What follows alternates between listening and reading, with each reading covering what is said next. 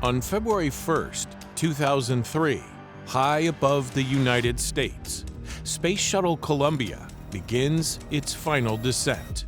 Traveling at more than 17,000 miles per hour, the shuttle breaks apart. Catastrophes like this are not born in a single moment. They are built. Let's rewind the clock and revisit events as we count down to disaster. Now we're taking another step into the cutting edge of technology with a vehicle which will enable us to really exploit space and utilize it properly. Yesterday, though, the Queen managed to keep to her schedule. She went to the plant of Rockwell International, where the space shuttle is built. She saw a full-size mock-up of the spaceship Columbia, which has made 5 successful flights and is now being overhauled in readiness for its next flight in September, when it will carry the European-built Space Lab into space.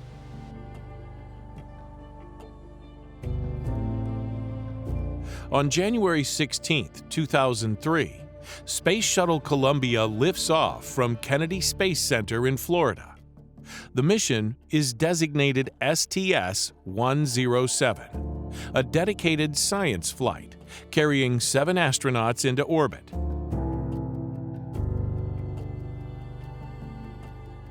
Commander Rick Husband leads the crew. Their objective is to conduct a series of experiments in microgravity. The launch proceeds as expected. Engines fire and the boosters separate.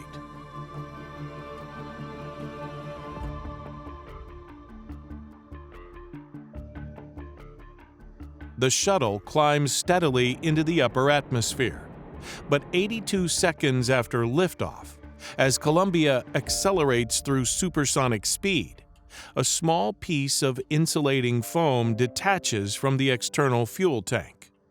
The foam is lightweight, but at this velocity, it behaves differently. Traveling at hundreds of miles per hour, it strikes the leading edge of the shuttle's left wing. The impact lasts less than a second. There is no alarm on board.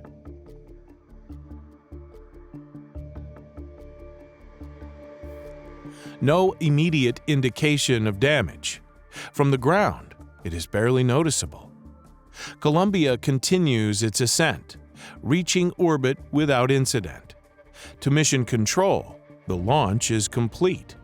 It seemed to be a success, but within that brief moment, a critical layer of protection may have been compromised. At this point, the conditions for disaster have already been set, but no one yet knows it. Officially, the shuttle should be cheaper, but it has the disadvantage that you have very much more safety considerations to take into account, because you might have to bring the satellite back unlaunched. And also, you have to put another rocket on the satellite to get it up to full height for using it for communication purposes. But overall, you think that competition is healthy? Oh, it's very healthy, yes. NASA hope the shuttle will go on to achieve other firsts in the commercial exploration of space. I asked Dr. Tom Paine, the ex-head of NASA, how he saw Columbia's future. So no matter how you slice it, the space shuttle is here to stay, and improvements will come in the future, but this is a very important first step. Optimistic words from Dr. Paine, but military and government projects are more likely to balance the shuttle's books for NASA. Only time and more successful launches will tell whether Ariane or Columbia will make the real money in space. A number of years ago, we had a program going back almost 20 years to the beginning of the shuttle, when astronauts were equipped with a repair kit that could have gone outside on a spacewalk, inspected the exterior, removed damaged tiles and rebonded replacement tiles. In the hours after launch, engineers begin reviewing video footage of the ascent. The foam strike is identified, and attention turns to its potential impact. The area struck is one of the most sensitive parts of the shuttle. The reinforced carbon panels along the wing's leading edge, which is designed to withstand the extreme heat of re-entry. If those panels have been damaged, superheated air could penetrate the wing structure, with catastrophic consequences. Some engineers express concern. They request additional imaging. High-resolution photographs from ground-based telescopes or military satellites. This is to determine whether the wing has been compromised. The request moves through internal channels, but it is never approved.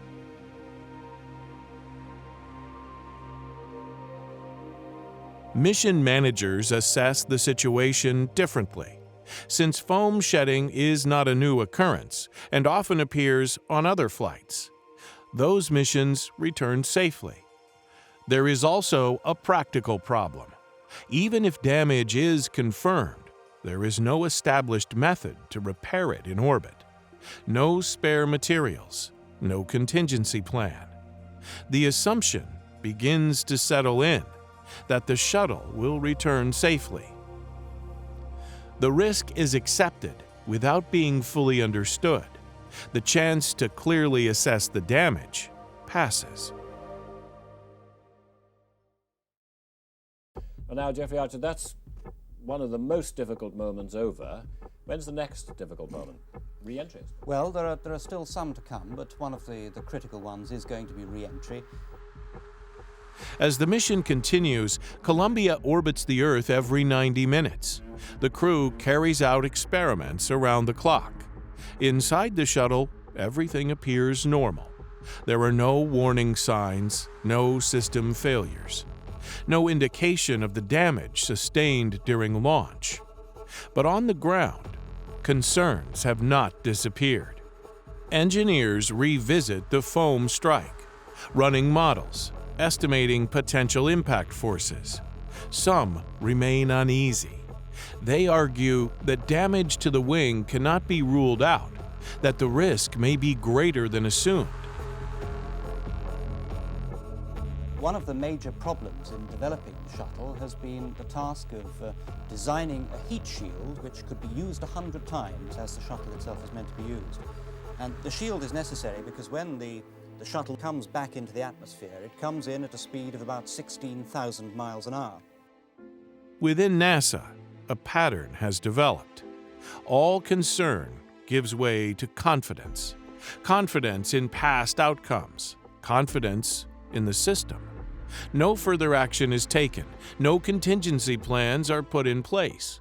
And the mission proceeds towards its scheduled end. The decision is final. Columbia will return as planned. And a tremendous amount of heat is built up, mostly on the underside of the craft, going up to a temperature of about 1500 degrees centigrade. Well, they came to the conclusion that the best way to deal with that was to arrange a system of tiles to cover the shuttle. And these tiles are made of a silica fiber material. There are about 31,000 of them altogether on the shuttle. This is one of them here. It's one that was designed for one part of the shuttle but didn't fit exactly. It's very, very light in weight. You can see this silica fiber material underneath, and it's coated with a ceramic material. And that we hope those tiles will stay on when the shuttle comes back into the atmosphere, because otherwise the craft itself could be damaged. And the next shuttle then is what, 5 months from now? If all goes well on this one, yes, approximately 4 or 5 months. If all goes well with Columbia, as it seems to be doing right now. On February 1st, the crew prepare for re-entry. At 8:44 a.m. Eastern Time, Columbia begins its descent, entering Earth's atmosphere over the Pacific Ocean. At this stage, the shuttle is traveling at hypersonic speed. The friction with the atmosphere generates extreme heat. Temperatures along the leading edges of the wings rise dramatically. This is where the thermal protection system is critical, shielding the shuttle from destruction. But on Columbia's left wing, that protection may already be compromised. Temperature sensors in the left wing begin to fail. Data is lost.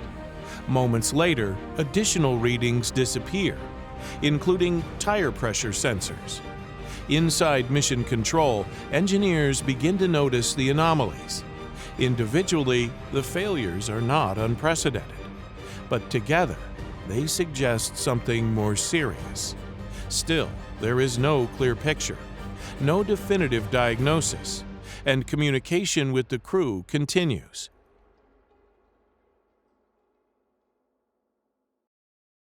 FYI, I've just lost 4 separate temperature transducers on the left side of the vehicle, hydraulic return temperatures. Okay, is there anything common to them, DSC or MDM or anything? I mean, you're telling me you lost them all at exactly the same time? No, right? not exactly. They were within probably 4 or 5 seconds of each other. Okay, where are those? Where is that instrumentation located? All 4 of them are located in the aft part of the left wing, right in front of the ailerons. As Columbia passes over the western United States, the situation begins to deteriorate rapidly. Inside the left wing, superheated gases are now penetrating the structure, burning through internal components, weakening the wing from within. This is amazing. It's really getting really bright out there. Yeah.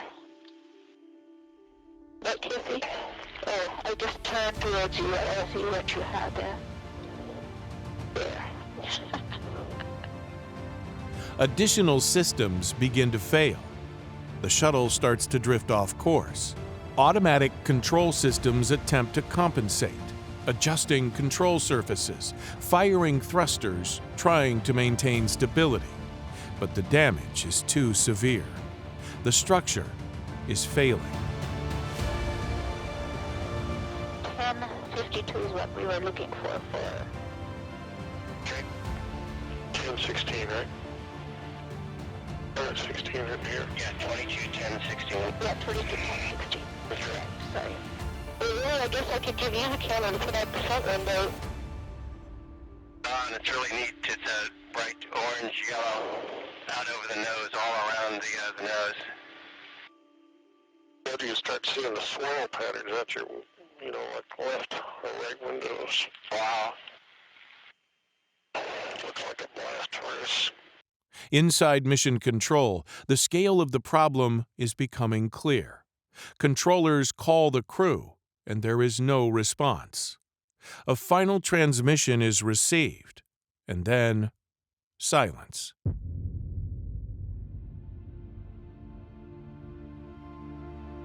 All communication is lost.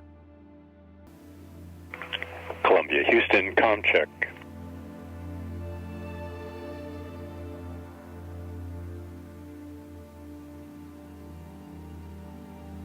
Fido, when are you expecting tracking? 1 minute to go, flight.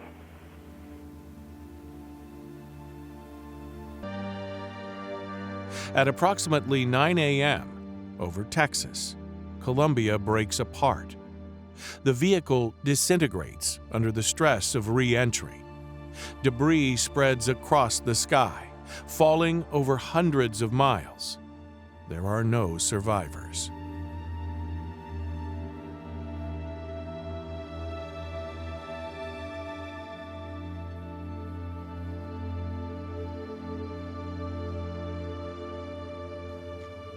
The crew of the Shuttle Columbia did not return safely to Earth. Yet we can pray that all are safely home.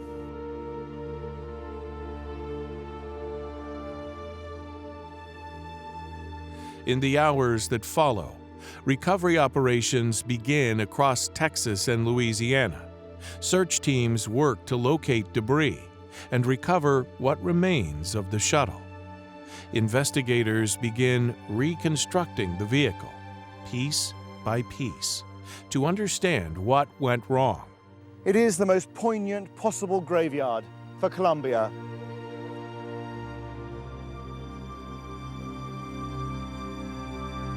The buildings behind me here are where NASA keeps its space shuttles. The remaining 3, Endeavour, Atlantis and Discovery, will remain inside the hangars, grounded, while all of NASA's attention is focused on this investigation. The report was much more than just a technical document. The investigators wanted to trigger a national debate about the value of manned space exploration. NASA tonight is urgently pressing ahead, trying to get a shuttle back into orbit by early next year. Personally, I think the manned flight program is a waste of time, and we might as well cancel it now. It's very dangerous, it's very expensive. We haven't got the right types of launches for getting people off the planet successfully and doing anything useful. So I think it would be best to actually concentrate on unmanned space exploration. For many of the thousands who work at the Lyndon Johnson Space Center in Houston, who like to refer to themselves as NASA family, today was the first day back at work since the disaster. They'd apparently been encouraged not to talk to the press. Can we ask how you are today on this somber morning? I'm doing all right. I mean, this is it's a very sad time for Do you mind stopping NASA. just a moment for us? I'd rather not. NASA's image, which over the years has been so strong, has been tarnished in some way by what we've been hearing. Well, your image is not helped by something like this. I mean, that's clear. But on the other hand, you don't see this time the recriminations about management and problems, systemic problems within the agency. This appears to be an accident, unlike a problem that someone knew about and did nothing about. For decades, the American space program has been a source of great technological innovation. But with profound questions now being asked over the performance, even the airworthiness of Space Shuttle Columbia, that hard-won reputation is looking badly knocked. The conclusion is clear. The foam strike during launch had breached the protective surface of the left wing. During re-entry, superheated air entered the wing, leading to structural failure.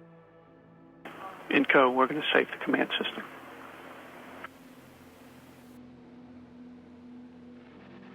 But the investigation reveals something deeper. The damage had been identified. Concerns had been raised. Requests had been made. But the risk was not fully understood and not acted upon. The failure was not only technical, it was organizational. A system that had come to accept risk without fully confronting its consequences. NASA has now released more details of the chain of events up to the disaster. In just 7 minutes, Columbia went from normal descent to catastrophe. The problems began as the craft entered the denser layers of the atmosphere, its protective ceramic tiles beginning to heat up. The loss of Columbia was not a sudden event. It was a sequence, a small piece of foam treated as routine, a warning left unresolved, a decision made without certainty. By the time the shuttle began re-entry, the outcome had already been decided. NASA stands accused tonight, John, of complacency, of a flawed safety culture, of major management failures. This stinging report with its 29 recommendations is not just about technical failures, but also about a human failure at the heart of the space agency. 7 astronauts lost their lives that day. Crew who had already survived launch, the most dangerous part of the mission. But the danger they faced was not on the way up. It was on the way home. And while the disaster unfolded in minutes, it had been set in motion over 16 days earlier. Trying to console each other, because we're all, we're all very close and tied to the space program here. Inside the Space Center, photographs of the crew still adorn the walls. For their families, reality is now too much to comprehend. At the astronauts' memorial, people have started to lay flowers. To the names of the crews of the Apollo and the Challenger will now be added the 7 astronauts of the Columbia.